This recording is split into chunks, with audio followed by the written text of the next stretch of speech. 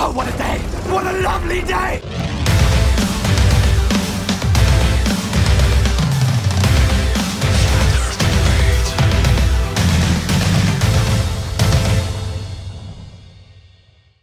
Welcome to Flat Earth Debate. I'm your host, Nathan Oakley, and if you are new to this channel, or you've not done so already, be sure to subscribe and hit the bell notification icon to keep up to date with the Flat Earth Debate. If you would like to support this channel, there is a super chat that runs alongside each of these shows while they're live. There's also a PayPal and crypto link in the info box below the video. Most importantly though, if you would like to join the discussion, simply mute the page you are currently watching, then click the link in the info box below this video to join the panel and express your views on the shape of the Earth. If you do join, please don't swear. If you do, you'll be ejected, and if you are, please don't try to rejoin the stream using sock accounts. You'll be warmly welcome back on the next stream. Please also share the show on social media. Sharing the show obviously increases the live audience, but this in turn increases the chances of a more diverse panel. So please share the show on Facebook, Instagram and Twitter. And one last time, if you're new to the channel or you've not done so already, be sure to subscribe and hit the bell notification icon to keep up to date with the Flat Earth Debate. Now we are joined by Sleeping Warrior, Ranty Flat Earth, Jose, I think it's Earth Flattener, Eric, Chocolate Saiyan, Warren, Paula and Arwin. Good to have you all. Hello. Yo. Hello. Ho, ho, ho. Anthony, was there a reason you had a picture of Colin O'Brady on your, or showing up on your picture? I haven't. It was probably a soccer account. Oh. Yeah, there was a question on the table at the end in between the shows, and I asked Paula, because it is written in a book, not necessarily have to be true. And I got a true, I think the answer is right. Right. And on the other hand, doesn't mean it's false. You know, it's neither. Right. Writing it in a book is really beside the point. It's the message, not the medium. Okay. So this is a matter of interpretation and discerning if it's real or false depends on what you're reading and how do you feel it, or how do I discern if it's real or not, you know? Well, it isn't just feelings, though. I think there's a thing called textual criticism, which is applied across the board to any document that you can. They're fairly reliable techniques that scholars use to determine an original writing, but when it comes to interpretation, you know how people are. I mean, you can have everybody look at a certain fossil on the ground and you'll get wildly different interpretations of what it is, because then you're in the realm of philosophy and your worldview will drive your understanding of what this is, what the evidence means. And that's no less true of the Bible than anything else, and no less true of other non-Bible documents. Okay, because I read when I was younger Don Quixote and Sancho Panza, Don Quixote or whatever you call it, with the giant, you know, wind thingies. And I believed that in the beginning, and one teacher told me that's the real story, and people say he saw giants or whatever. The other teacher say, oh, he was on shrooms or mushrooms or whatever. He was tripping or whatever, you know. So it's a matter of interpretation on how you are presented the evidence, I mean, the text. Right, and that's why there's so many differences of opinion on just about everything. And people are fallible, and they're not all-knowing. And you can have two very rational people look at the same piece of evidence, whether it's a writing or a rock on the ground or whatever it is, and reach different conclusions. It doesn't mean one of them is an idiot or one of them has an agenda. It just means people are human and they make mistakes and they disagree about stuff. That's all. Pretty much like flat Earth evidence right now. When we do observations and we see stuff, we've got the globe as saying one thing and the flat Earth is saying another. It's exactly the same. Ah, there's your segue right there. So, Ranty, any chance you can bring up your time lapse? Yeah, give us about 10 minutes, Nate. Yeah, no worries. I'm just eating at the minute. You're always eating, you are. I haven't eaten since Christmas Day. So, just while you're doing that and before we go on to a different subject, so if you're in the stream and you're getting buffering, just lower the resolution. So for the very reason that we may be playing some high quality images from Ranty's camera, I want the screen to be of a high resolution. So it's not a high frame rate, but it's 1080p, which is not the highest, but a high resolution for some people with a rubbish internet connection. So just lower it to 720 or 480 or whatever the next one down is, and hopefully that should solve the problem. Okay. So everyone else aside from Bible literalists was really quiet on here during the last show. Is everybody here a creationist, or I mean, how can you handle this? Because for me, it's frustrating. Not at all. Well, you are. I know you are. Well, when you say creationist, do you mean religious or do you mean creationist? However you want it. Knowing, acting like you know something, like saying being created is somehow rational, which is totally not. It's not rational because you can't know that. How do you get? It's actually quite the opposite. You can disagree all you want, but I mean, it's irrational to think you know anything. You see, that's what exactly I said. Is there's people who want you to seek truth but never find it. That's irrational. How do you get something from nothing? Let me just get this in. Sorry, we don't know. We've been through this, and clearly, just like Ranty was talking about his flat Earth versus ball Earth, talking about a picture, they see the same picture, but they both have different interpretations of it. It's the same with being created versus evolution or whatever it is. You can't know. It's very dogmatic that it is evolution.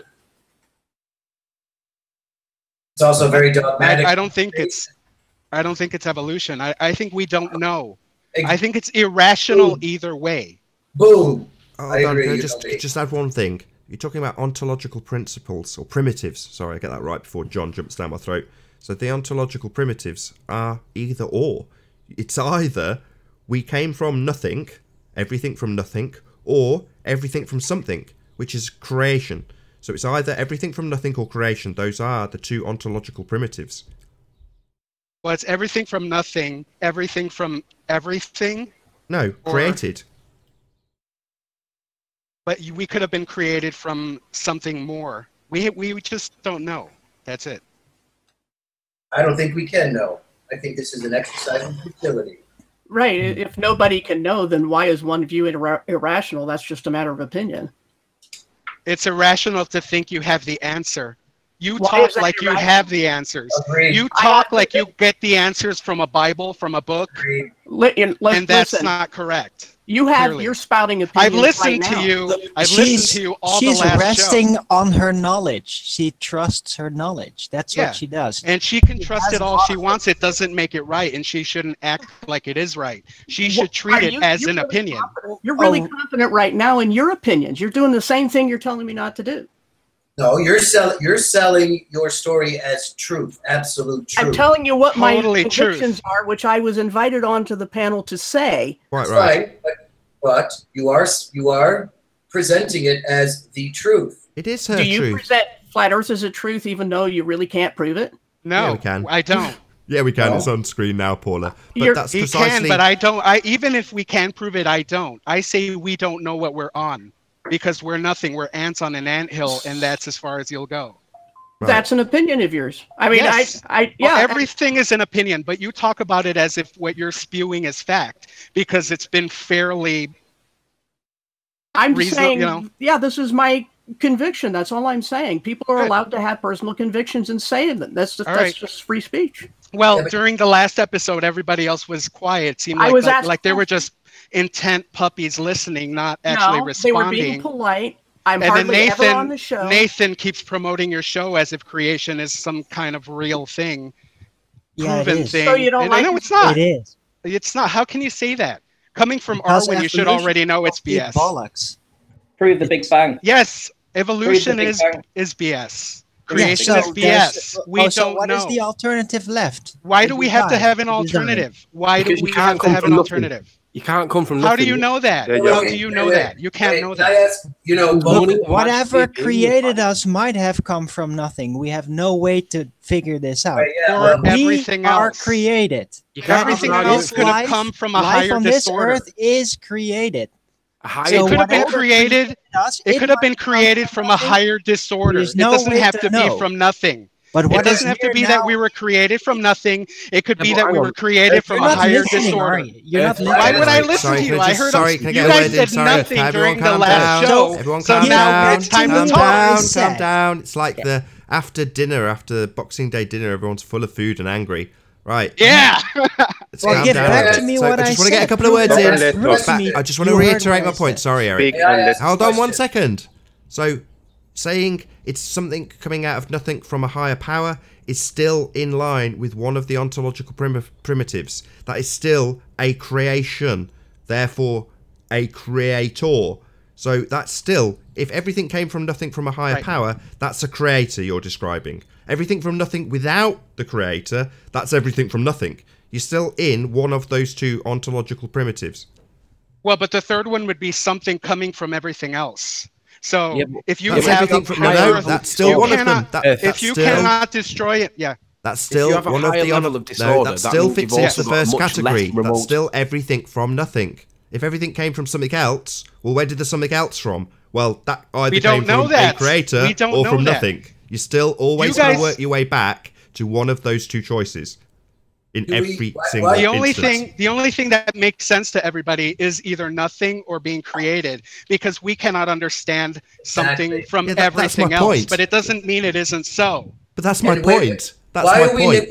Why are we neglecting the aspect of time? Like, when did it begin? When will it end? Like, both of these theories. How do we even know time has always existed? Maybe it's only a creation part of this realm. My God, so we're talking about us being created, like people being created, right? And if I say it's from everything, it doesn't make us nothing. It just makes us in a different form, because we are everything else. And then it is formed into us. It doesn't mean we came from nothing. It means we came from everything. I'm not saying this is true. I'm saying we don't know.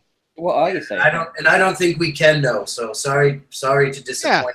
Deep rabbit hole without an end. Nobody knows. Us in the panel, nobody knows on Earth. No live person knows. That doesn't change the matter of fact, because there is matter and it did come from somewhere. Even if we don't know where it came from, it was either created or exploded. But the law of thermodynamics states that it cannot be created or destroyed. So how could it have been created? So that's an immediate violation of the first law of thermodynamics, isn't it? In the same way that we can immediately violate the first law of Newtonian principles of momentum. An object will remain at rest unless acted upon by a force. Well, we know that we can disprove that immediately with a little bit of salt and an egg. Yes, so we should come from a place of not knowing, because we cannot know. We're only starting out with this. It's like somebody who made a computer. People made computers from tubes in the beginning before transistors. They didn't think there would ever be another way. And all of a sudden we do have these ways. It took a long time to figure it out, but we eventually got there. I think we will get to the point where we may figure out where we came from of sorts, but we're nowhere near there. And a Bible, a book, is not going to get you there. Nothing that has been written is going to get you there, because it's written by man. In the meantime, you just made a claim. You back it up. Back it up. I don't need to back it up. Yes, you do. You're a zealot. You're a religious zealot. I don't need to back anything up to you. You're a religious zealot. Whatever, that's fine. I'm going to do ad homs, because we live in a world where we do things like this. I was asked questions and I answered them. If you don't like it, take it up with me. You can back into that. Hang on, wait a minute. So when you come in and you're calling someone a religious zealot, what does that make you? Right. What does that make you? Is somebody not allowed to have their own theory on something? Did he mute him? What happened? I have no idea. Don't mute other panel members. Whoever's muted. I muted you. Don't mute other panel members. Oh, somebody muted me. Well, there you go. I was answering, but somebody muted me. You want to go ahead? No, To what? What am I answering? I don't know where I got muted. I didn't do it. Well, he asked you what, you. Ranty asked you if you come in here and accuse somebody of being a religious zealot, what does that make you? That makes me a person that's coming from a place of not knowing, which is where we should all be, because we cannot know. But I'm a religious zealot. Why are you accusing her of being a zealot? What? Because I listened How do you justify the zealot aspect? Because I listened to the entire. Because I listened to the entire last show, and I could hear everybody seemingly listening intently to what she had to say. You know why? It seemed like questions. How does that make one a zealot? So you come here and you act like, hey, they called me to be here. I didn't ask to be here. And that's not an answer. You should not act like yes. And especially the last show, you were talking as if they asked me to be here. I am here now. They did ask me. I was invited. I rarely joined. Guys, wait a minute. Your hatred sounds like zealotry to me. I was going to say, just give me a sec. You know, when we bring in the conversation to do with Coriolis, right? We know that George will always join the panel. If we bring in the conversation to do with certain topics, certain people will always join the channel. It seems that if we bring up creation over evolution, it seems that Earth Flattener will always join because for some reason it triggers him. My question is, why does it trigger you? I looked up the word of Arwin, that was Arwin, let's get some control. Sorry. Look, Anthony's asking. This is relevant. Arwin. Anthony's asking Earth Flattener a perfectly reasonable question. At some point, I want to get back to Paula's first question, which kicked all this off, which is, how do you justify your claim that men wrote the Bible? I believe that was what the question was, correct? Yes. Yeah, I have that question too. Earth Flattener, answer. Can you ask the question again?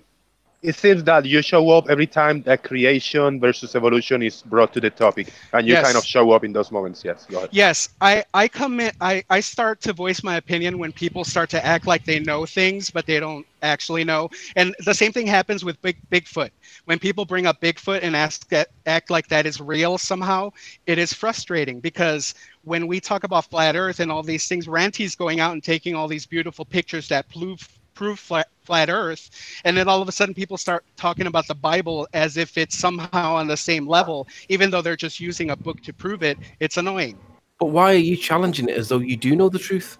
I'm not challenging it in that way. I'm telling you are. You're demanding that. No, we all need. We might not know. But Flattener, you are coming off a little bit like you're hating a little bit, and you know we cool, so I'm just being real with you. Like, I don't know, you guys hate me, but I kind of agree with Earth Flattener a lot in like 90% of what he says. Don't agree with me. Sorry, no, I agree with you because we cannot go in the word one side to another. zealot. Thank you, Arwin, for interrupting me. The word zealot. Okay. What would be Hold on, Eric. Come on, Eric. Hold on one second. what would be a better word? Eric, hold on a Views and second. actions Hold on, that are Eric. very Go ahead, extreme. Darwin. So how are Paula's views or actions very extreme? Because if you say that coming from a biblical perspective is rational, that is very irrational to me. That's a claim that you're making that you can't back up. How is that extreme? Seriously. Believing that we were created by some god, something, that's not irrational? That's your That's opinion. nuts. That is How nuts. does rationality tie in with extremity? Because views we and have actions the world that are extreme. How does some illogical thought tie into that? You accused Paula of being a zealot. Okay, that's not a light accusation here. We live in a world where everything is as we see it, right? And that's why we have the flat Earth. We're not seeing the curve. We see animals, we see people, we see cars, we see all these things. We don't see anything like a god or whatever that created us. So that to me is irrational. And to a lot of people who come from science is irrational. And I think it's irrational to assume that naturalism is all there is and ever can be just because you don't want to believe that there's supernatural cause that must be outside the laws of physics, or this stuff that's running down could never have existed. It's not saying it runs down. I'm saying we don't know. We may have been created. All right. We may have. You don't know. I'll get off the panel if you let me know, Arwin? one thing. I've experienced some very bizarre stuff. Yeah. You don't have to go. You don't. I'll go. It seems like everybody's enjoying you. So what's the point of me being? Listen. I'm going to get off the panel. Can I say one thing? I'm not enjoying it. You know, one thing I'm grateful for is, you know what? And this will probably piss her off, but you know what's really great, and this will make Flatner. The vast majority of human beings on this earth do not follow that Abrahamic, written by man nonsense. Thank God. Okay, well, I want to clarify why I invited Paula in the first instance. Number one, it's Christmas, you bunch of miserable sods. Number two, Anthony's recently been drawing the parallels between not Aristarchus, Aristotle. Right. Might as well be Aristophanes. My bad. My bad. Thanks, PJ. That's another religion there. Nobody complains I'm about. just But anyway. clarifying. So, in terms of, hold on, Eric. Hold on. So, Paula can, and undoubtedly at some point in one of her videos probably has, documented the evidence that brings her to the conclusion to say this person, Jesus Christ, existed. And there's plenty of it. And she's just saying, this is the evidence I am presented with. There's more of it than there is for Aristophanes. And that's one of the subject matters we've discussed recently. So it's not zealotry. She's literally saying, here's the historic documents and the paper trail I've got to lead me to that conclusion. She's not just saying, I believe, and I don't care what you say that disagrees. If someone comes along and challenges the documents that she's researched, I'd want to hear about it. Okay. Yeah, but she wouldn't. She wouldn't want to hear about it. She already believes You it. just made a judgment against me. You don't even know me that? or what I wouldn't do. Paula, See, I you're know, being I know with hypocritical certitude. because Sorry, you're Paula. making truth claims, Yeah, and then saying I'm bad for making truth claims. You're doing what you're telling me not to do. You're being a hypocrite. Plus, the whole point of, I know from chatting to Paula that her path has been driven by naysayers, by people saying you are wrong, and her backing her claims with research. So it's not that she's just a zealot. On the contrary, I wouldn't have invited her on if she was. Well, of course you would have. You invite Condom Replacer, and he's a total zealot. Well, hey, Earth Flattener. Seems like that's what the direction this is taking. Flattener. Why don't you make everybody happy? Hey. I think it was a bit of extreme. You know, hey, I'm on your side mostly here. You're a bit extreme. You're definitely full atheist. I'm not, but that's cool. It's cool. Yeah, you're showing more signs of zealotry than Paula. Wait, I'm not full atheist. disagree. I'm just saying we don't know. Hey, can you come up with a different word than a zealot? No, I won't. I apologize for calling you a How zealot. about just very dedicated? Fanatic. How about just dedicated? Yes, you're very dedicated. Right. I apologize. Fanatic. Okay, we're all good. Thank the Lord, Jesus Christ himself. What Lord? Yes. Right, I'm not even a Christian. I'm not a Christian, and I respect Paula's research. Neither am I. So before I get called some Brave fundy, Helios. nasty names, this is not my viewpoint, and I still respect Paula's research. It is excellent, and no one will ever deny that if they actually look at what she does. But to just call her a zealot is absolutely outrageous in my view. Anyway, let's move on. I thought we were all good. What happened? We are all good. I just apologize. wanted to make it clear that Paula and Quantum Eraser, for that matter, are not fundy Christians. You know, people call them that all the time. Generally speaking, unless challenged on their views, they won't even tell you that that's their views. So I don't agree. It's not like the ballers who come here and demand we accept their religious viewpoint about the world that we live in. Paula's more than willing, and has been her entire career in this subject, challenged on what she researches. So from that perspective, it's all about the challenge and the debate. So I don't necessarily agree. It's not comparable, but I just wanted to make that clear, even though I'm not personally directing it again as an attack towards you, Flat on Earth. Thank you. And I will make my exit so as not to continue triggering. So thanks again for inviting me, Nathan. One of the best conversations in ages, Paula. I am so grateful. Thank you. Nice to see you, Paula. It was. Thank you. Pleasure having you. Pleasure. Now, is this the moment where Earth Flattener can take a chill pill? He's It was good. interesting. I He's mean, good. I like the passion. You know, the passion in subjects is good. This is what makes the world go round. And if people were to just point their fingers at people that they think have the wrong view, we did it earlier with ballers. These are the bad people, Rumpus and Slice Barcane and blah, blah, blah. Well, no, they're just people potentially thoroughly indoctrinated, but that doesn't necessarily make them bad. They're just misguided. There we go. There we go. We have the Pete Shea seal of approval. Paula Knowledge Scavenger was put in place. These characters become nasty when you question them. See, Bravo. I told Bravo. you. She made it. Nathan, She's made making it. the world go round, really? There you I'd go. rather say making the globe of the heavens turn. Oh my God. Ranty's ready. If you've not been accused of being an agent by Pete Shea, you've not made it in Flat Earth. Agent Shea. Yeah, we won't. This is what makes the world colourful. This is what drives progress. So when you get to the point like we are with the globe heads, absolutely battering them with absolutely cast iron points, then there's nowhere for them to go. And without the debate, without the discussion, without people like Paula and without people like Flat and Earth, the conversation would go nowhere and you would end up with zealots. That's where it goes. And that's what the position we're currently faced with the globe Earth. Zealots. telling us this is what you must believe. Well, let's see your evidence for it. Well, there isn't any. Well, why would I want to believe it? You must. Science says. It's reading in the 1910 book of whatever. Believe it, it's in the book. No, not really. Rant is up. Yeah, you wanted me to put this video on, Nathan? I'll believe it when I'll see the truth of it. So there's quite a few interesting things that are going on. I hope I'm not seeing Thunder just say if I am ranty, but this morning we were watching our way through this video, and essentially as I think it's a tidal bore that comes in, basically the water level rises, and it's, in my view, I'll be cast down if somebody says it's different, it's fine, but in my view that is limiting the angle to the bottom of the buildings in the distance. As the water rises, it makes logical sense that that's going to limit the angle of view, right? Well, what happens as a consequence of that is that you see less and less of the buildings as the water rises, and that's proven out by some birds that fly right near that limited angle of view and go into what I call the diffraction limit. Now, this is well documented in terms of the effect that happens at the diffraction limit. You get what you see, an inferior mirage below it. It splits in half, mirrors itself below, and then if the angle becomes any more acute, it disappears completely. So it mirrors, then disappears at that diffraction limit.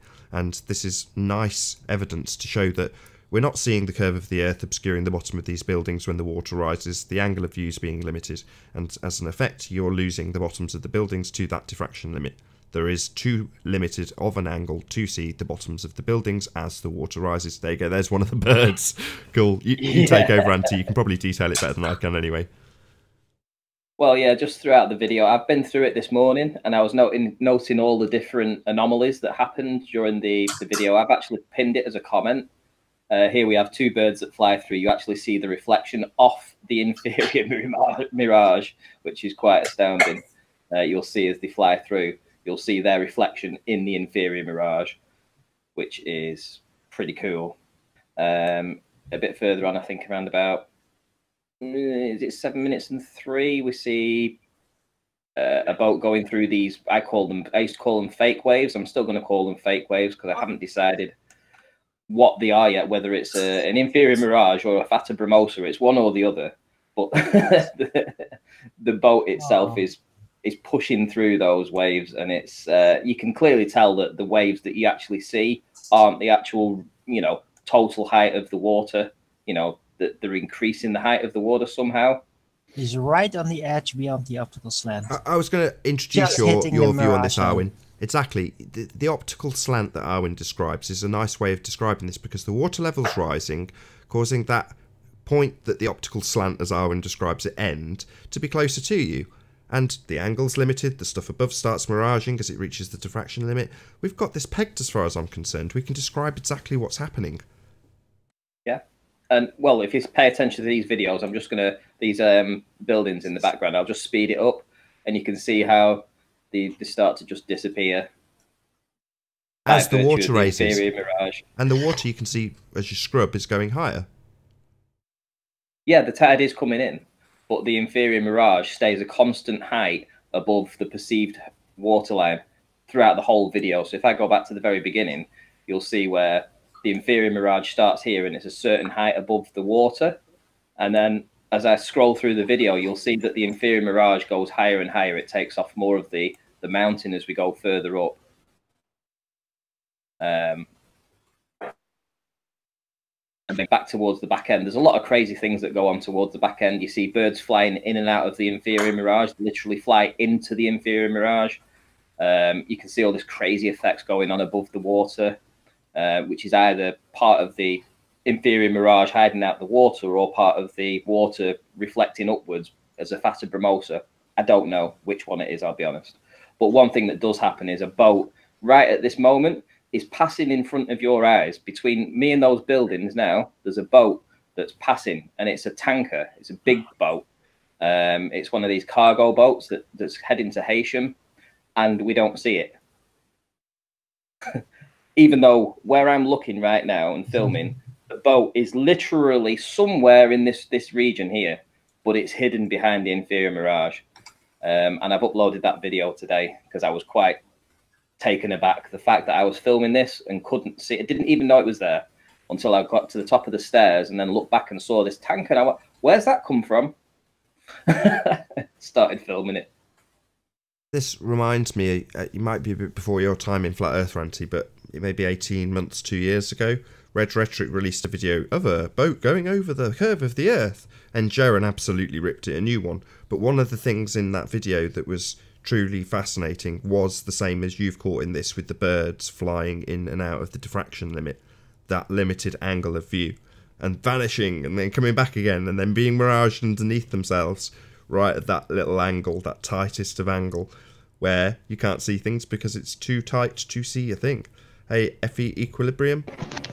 Hey, Earth Flattener. Hi. Good to have you back.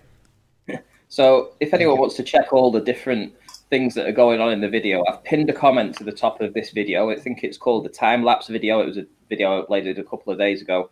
There's little timestamps on different things that show different effects of things happening. You know, obviously the bird flying in and out of the inferior mirage, all this kind of stuff. And it's all captured in the one time-lapse video, which is pretty awesome. Absolutely awesome. Hey, P, you're going to behave this time. Bye, P. So, do you want to see the other video? Yes, please. So this is the video I've uploaded today, and I literally packed it. So I'd finished the time lapse and ran up to the top of the stairs. It was absolutely freezing. It was half a degree above zero. I'd full of the flu. I'd done the time lapse for nearly 50 minutes, and I was freezing my nuts off. So I ran straight to the car, threw everything in, and I saw that boat. So of course I had to get back out of the car again and start filming it, because I couldn't believe that this boat, as you can see, where it's traveling from left to right, meant that it must have passed in front of those buildings as I was doing that time lapse. And I was absolutely, holy, how did that entire boat make its way across the channel here and avoid me seeing it? Obviously it must have been hidden behind the inferior mirage. And I basically go up and down the steps, and I basically stroll in. It was gravity. There it is there. There's the boat. There's the boat. Where's it gone? I mean, there it is. There's what remains of it. You're just seeing the top of it there, and it's just reflected down, and all this inferior mirage is hiding the rest of the boat behind it. Just absolutely crazy. And the distance to it's only 7.1 miles. At this point, it's already past the entrance into Barrow and Furnace. So it must have been going to Haitian. And if I go onto Google Earth, I can show you the maps that show all the shipping lanes. So obviously, if it's going into Barrow and Furnace, which would be up here, it has a shipping lane here to avoid all the sandbanks and stuff. So it goes in that way. But Ranty, can you do us a favour? What? Just get that picture back on screen where you've got the boat, the one that you had on just before, where it was showing the obstruction. The reason why I want you to do it is I want you to give Conspiracy Cats a good thumbnail for his next video where he claims Ranty proves flat ball Earth, because that's what seems to be what's happening now. They all seem to be claiming that Ranty proves ball Earth. So let's just give him a nice clear thumbnail for him to use.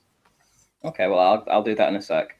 I'll just show you the shipping lanes. In the video, we actually see these wind turbines in the background. I've marked them all off here, which proves that the boat would have been in this shipping lane heading towards Haitian, which is here. So I've triangulated its position to here, which is essentially 7.1 miles away. So from an elevation at the top on this video, which is about 30 feet. So from the top here, and I'm looking at this massive inferior mirage, I'm looking down on this boat, only 7.1 miles away, and I'm about 30 feet above this boat. I should have no problem seeing all of this boat. It shouldn't be an issue. But the fact that we've got this massive inferior mirage that's hiding all of the bottom of it and causing this mirroring effect proves that it's atmospheric. There's an atmospheric issue going on here as to why we don't see the bottom of the boat. It's not through Earth curve. And when I actually come down and I go down to the bottom part here, did you want a screenshot of this? Can I ask a really big favour, Auntie? Yeah. Can you start calling it an optical effect as opposed to an atmospheric effect? It is atmospheric in the respect that the water's rising, and that's limiting the angle, in my opinion. But I just think it's not atmospheric. If it was atmospheric, it would be just blocking your view because you couldn't see through the atmosphere. Well, I think on good days, clear days, I've filmed so many times. I mean, for instance, you've seen it yourself where I've got the boat heading into Heysham again, and it passes in front of the clock tower. And it's on one of your thumbnails that you show quite a lot on the debates. You've talked about it quite often. And in that case, we're actually seeing all of the boat. So we would see the front of the boat, and you see where it's actually cresting through the waves. So obviously on that day, the clarity of the whatever we were seeing was much better. It wasn't down to the narrowing of the viewing angle. So I would disagree in that respect. Fair enough, you're yet to be convinced. See, I buy into your explanation about tidal bores and say, well, that would raise the level of the water and therefore limit the angle. But, you know, for that I will agree to disagree, because I know you maintain that it's atmospheric, and I don't agree. But there we go, we've had this conversation for about 3 months, so it's not like we're going to fall out about it on the show. No. Can I give a good shout out to someone? Do you have to? I don't know if anybody saw Gav on Dell's show last night, but Gav came in and he gave a really good description of how the eye works relative to like distant objects. And he gave some examples where certain things happen at certain distances. And if you didn't catch it on Dell's show, go and watch it. Some of the points he makes to do with the way the eye and the vision actually work would explain specifically how things like the claim of curvature is actually something to do with the way that the eye works. And they're claiming it's curved. And obviously the Earth can't be curved, because if it was curved, we'd all see it everywhere. But what we do see is these things, these phenomena, these opticals, these whatever this word is. And it's often caused by the circumstances at the time relative to your eye, your own eye that's causing it. So check that out. That was worth watching. Cool. Yeah, shout out to Gav on Beyond the Imaginary Curve. So my apologies as I've dropped about a couple of hundred frames just then. So if you are getting buffering, in that case, it is actually my fault. Well, here's a really good proof that they're actually passing past these wind turbines in the distance, proving it's passed through Barrow, which can only place it in one position, which is these shipping lanes here heading into Heysham. So that's how I was able to triangulate a 7.1. I've given it the furthest shipping lane, which is this one. I mean, it's quite possible it could have used this shipping lane here.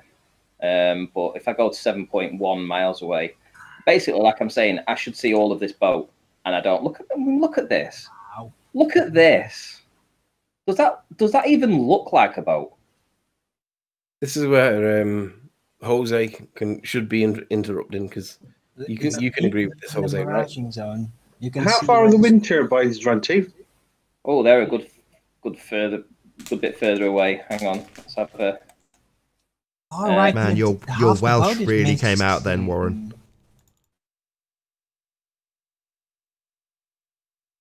That was Warren, wasn't it? Sorry, was that you speaking, Warren? Which bit? Asking how far the wind turbines are. Oh, 23 miles away, 23, 24 miles away. A good way. So Globers would say that the boat is disappearing behind the curve, but the wind turbines, which are 3 times further, you can see them still. Yeah, they are on a hill though as well. They're not in the water, but yeah. But I've been getting these effects most of the time that I go out to do observations. And like yeah, an invisible boat. It's an invisible you seem boat, to lose. Yeah, you seem to lose the bottom of the half boat. is missing. But they be hovering, completely obscured. hovering over the apparent horizon. Yeah, good stuff. That's curvature. Yeah, I can just imagine. I can just imagine Tim Osman asking, "Where's the bottom of the boat?" And we're saying, "Yeah, it's being reflected, Tim." And he's like, "Where's the bottom of the boat?" And then zooming out so you can't see the reflection and being all sneaky-handed. No, I look at the small. Is that like a canoe? Are those like little canoes in front of them? Mm-hmm. Okay, in the foreground. All right. And basically, I go back up to the top again. So I come up to the top, and so again, I'm looking at this boat 7.1 miles away from an elevation of 30 feet. Should be no issue with curve at this distance. I should see all of the boat, and I don't. I get a massive inferior mirage, but basically at the midsection of the boat. Looks like a giant spaceship. Looks like it's got teeth.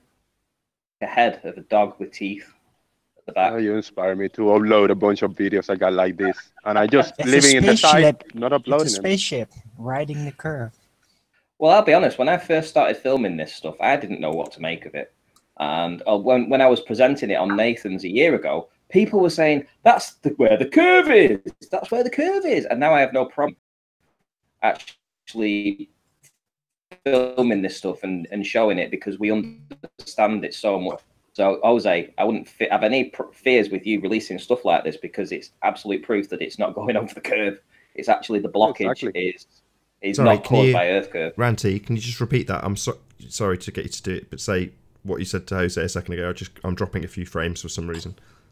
Yeah, I just said that you should have no fears in releasing any video that show this atmospheric effect. Simply because it isn't proof of Earth curve. It's not at all. It's proof of blockage, but it's not proof of Earth curve. I agree. Yeah, I agree with that. Where's your I have a lot of footage like this, and I mean I find some good stuff like the reflection of the letters underneath, and I find some really awkward stuff. But I got a lot of footage in between, 2 and 3 minutes videos, a bunch of them with all this effect going on, and both in different distances away. You know, one closer, one further, and you can see the mirage in different high-end positions. So I'm going to be uploading some of this, yeah. It's in tasked in front of my view, in front of my line of sight. This is the only reason I filmed this boat was because when I was doing the time lapse and it passed in front of these buildings over here on the left, I was actually filming those constantly for 50 minutes, and that boat must have passed in front of those buildings. I never saw it. The camera never picked it up.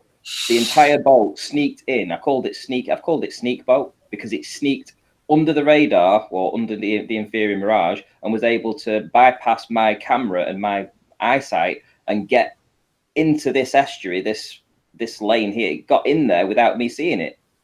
And that's why I filmed it, because I was so gobsmacked with it. And just a quick disclaimer, I put flat earth in front of most of the titles of my videos because, I mean, I'm a YouTuber and this is the subject that I'm interested in, flat earth. It doesn't have probably anything to do with proving or disproving flat earth or ball earth, but I'm going to put flat earth and then both whatever, you know, the title of the video. So if you say like, oh, you put flat earth, this doesn't prove flat earth. I'm not trying to prove flat earth or ball earth. I'm just putting that for people that is not subscribed to my channel. Come to the video, not as a clickbait, but as a analyzing the optical effects that are going on in the distance. Oh yeah, we have to understand, and that this is what the Globers don't do. They stick to a narrative. They see that that video where the boat's pushed over the little cartoon thing that this guy's made up in his backyard. He just pushes the boat over and it goes. And the Globers believe that's what you should see. You should see a boat go just like that with no atmospheric distortion whatsoever. The boat should just go over and drop down. That's what they think. You know, hopefully this is educating them that it's not as easy as that. Waiting for Anthony to say any obstruction is Earth curve. My apologies to those in the audience that the choppy feed is taking effect. Yeah, I think it's because I'm playing it in 4K, so it's no, it's actually my end. I'm dropping frames right now, so this is going out a bit choppy to the audience, unfortunately. 1% of the entire hangout is choppy, but life's hard, I'm afraid I can't do anything about it. Till the show's over. We didn't have 10 minutes left. I'd be refreshing my VPN and things, but I'm not going to, as we've only got 10 minutes left. So, Ranty, do us a favour, screen share again and put that picture up for you know that picture of the boat with that was going over the curve. Conspiracy Cats is in chat. Let's give him a nice thumbnail so that he can claim that Ranty's proved ball Earth again. Right? Okay. Any of them that appear to show what he would interpret to be curvature of the Earth. Just stick it on screen as an homage to Conspiracy Cats because he thinks that Ranty proves sphere Earth. I've never known anybody misrepresent anything as much in my life. I tell you what, he can watch the video. He can watch it back on Nathan's and get it from that, or he can go to my channel and he can watch it and take a screenshot there. I'll tell you what, Ranty, stick a link in the side chat and I'll put it in the chat so people who may not be subscribed to you already will go and subscribe to you immediately. Excellent. Yeah, Seven says that Nathan will now run because Cats is here. See anybody running? I can't go anywhere. In fact, if anybody wants to drop just so that we leave an open space for conspiracy cats to join, he can tell us all about that gas pressure. Or maybe he can tell us why he keeps misrepresenting stuff. Okay, so this is Ranty's video. Isn't soundly disingenuous in the first place? His channel. And then Conspiracy Cats is jumping in as a bandwagon fallacy with the curve. I'm not sure what his game is. I don't understand where he comes from. Can't do geometry, can't do simple maths, can't do curve, can't do drop. Doesn't understand that if you're a mile above the center of the Earth in Denver, that means that your actual Earth radius is not the same radius that we've got when you're at the sea. You have to make that adjustment because it happens to be a mile. And what do you know? That whole mountain falls into that drop when you do it. Bit of a bummer, isn't it? And conspiracy cats can't get past it.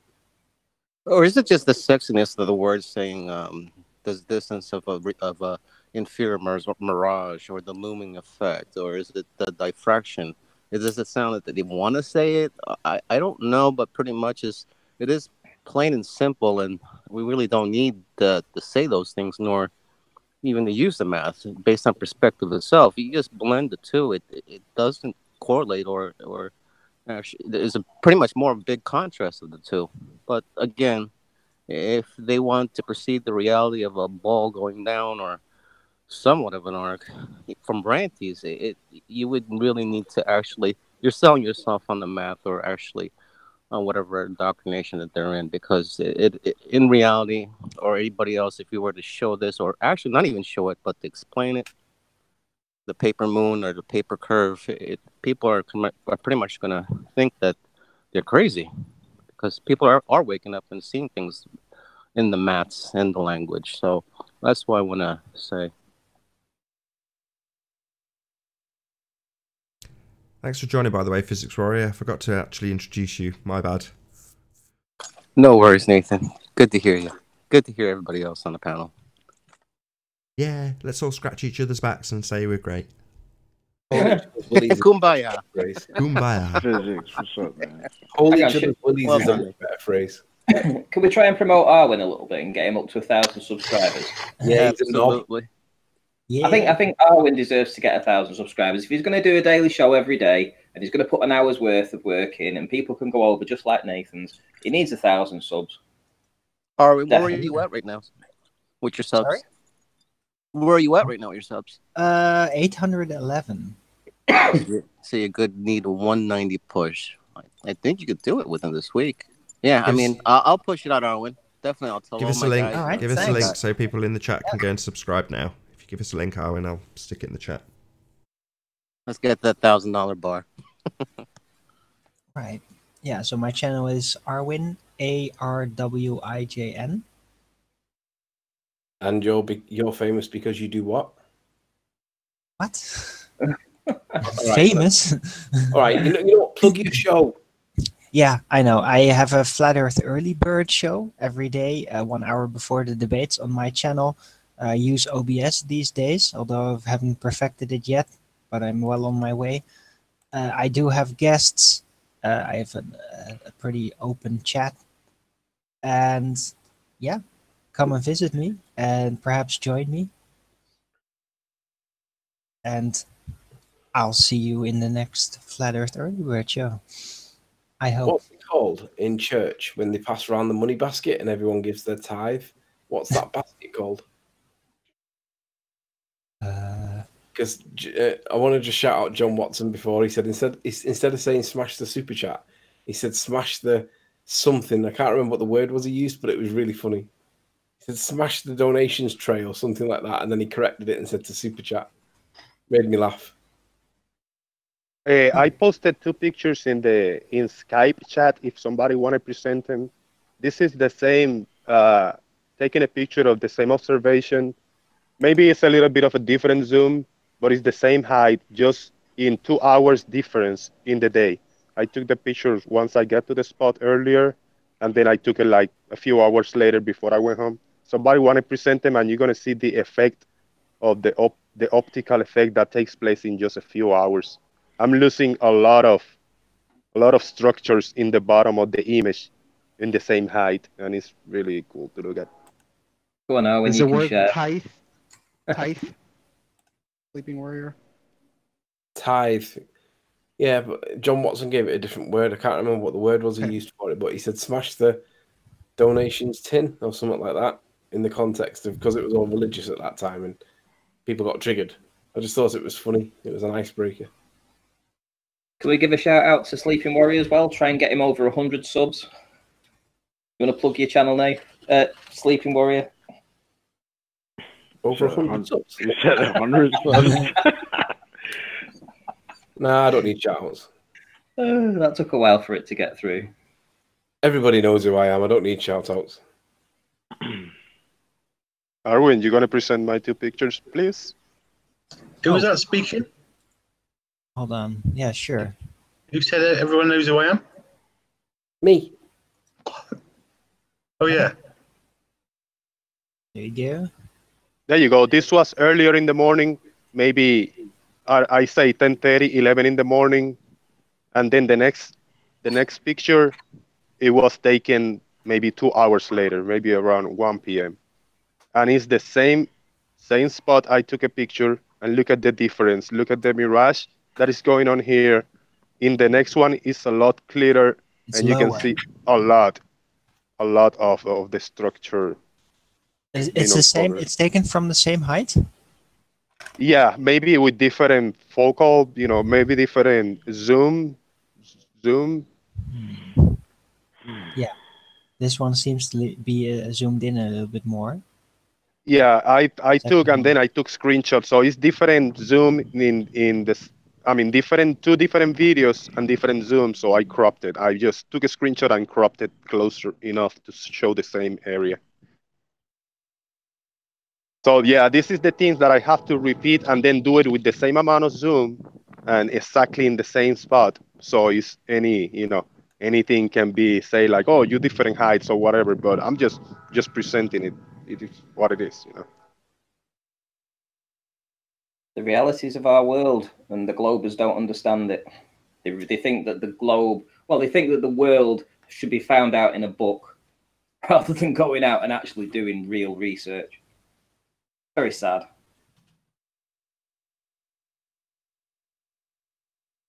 Indeed.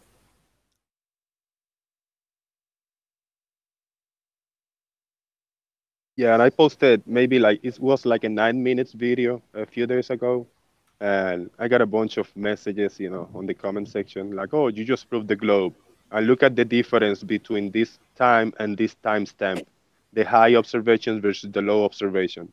And yes, you can see more obstruction, the lower observation, but it is what it is. It is an observation. I just put the video out there and I let you guys analyze it. All welcome to take it and share. Jose, the Soundly Killer. Your observation of those train tracks Gonzalez. Yeah, Jose JG, Soundly Slayer Gonzalez. But the difference is we're trying to figure out what this is as opposed to presupposing an Earth radius and putting it into a begging the question proof of nothing perspective hijacking curve calculator. That's the main difference. Yeah, not cherry picking, not staying in one spot observation to stack images and make it look all sharp. Me personally, I just take observations and then just present it. I don't gonna be cherry picking too much on what I'm gonna present. I'm gonna videotape and record everything and then present it all. You notice that's the default now, is to say all you guys are doing is just proving the globe. Yeah. That's the default position now. Because they've got nothing else to respond with. I know. It's pretty sad. And with that, I'm going to say first and foremost, a huge, massive, enormous thank you to all of the debating panel for making this debate possible. And of course, a massive thank you to all of the live audience for tuning in and hopefully sharing this debate. If you hated the show, then you know exactly what to do. Smash that dislike button, but then smash it again. But if you liked it, maybe consider sharing it with a friend or subscribing if you have not done so already. I've been Nathan Oakley, and I'll see you all in the next video. Oh, what a day! What a lovely day!